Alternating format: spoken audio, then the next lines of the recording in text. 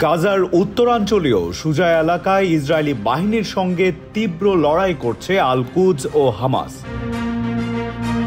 আল জাজিরার এক প্রতিবেদনে বলা হয়, এই যুদ্ধে এক ইসরায়েলি সেনা সদস্য নিহত এবং 9 জন আহত হয়েছে। হামাস এবং আল-কুদস ইসরায়েলি বাহিনীর উপর অন্তত 24টি হামলা চালিয়েছে বলে জানিয়েছে যুক্তরাষ্ট্রভিত্তিক প্রতিরক্ষা think tank institute for the study of war ও critical threats project.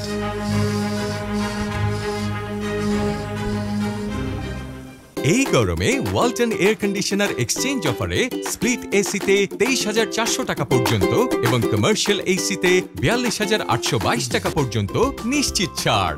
Walton air conditioner, comfort without compromise. বৃহস্পতিবার উত্তর গাজায় ইসরায়েলের হামলার পর অন্তত 60,000 বেসামরিক মানুষ নিজেদের বাসস্থান ছেড়েছে বলে জানিয়েছে জাতিসংঘের মুখপাত্র স্টিফেন দুজারিক।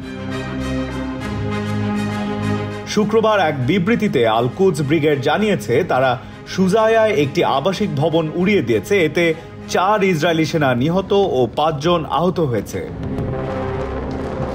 হামাসের সশস্ত্র শাখা কাসাম ব্রিগেড বলছে তাদের যোদ্ধারা ট্যাঙ্ক বিধ্বংসী রকেট ও ছোট অস্ত্রের গোলা দিয়ে হামলা চালাচ্ছে। এতে প্রাণহানি ও আহত হওয়ার পাশাপাশি সহিংস সংঘর্ষ অব্যাহত আছে। এদিকে গাজার দক্ষিণাঞ্চলে শুক্রবার হামাস ও আল আকসা ব্রিগেড ইসরায়েলি সেনাদের উপর রকেট ও মর্টার হামলা চালায়। শহরের পূর্বাঞ্চলে হামাসের এক স্নাইপারের হামলায় ইসরায়েলি এক সেনা নিহত হয়েছে।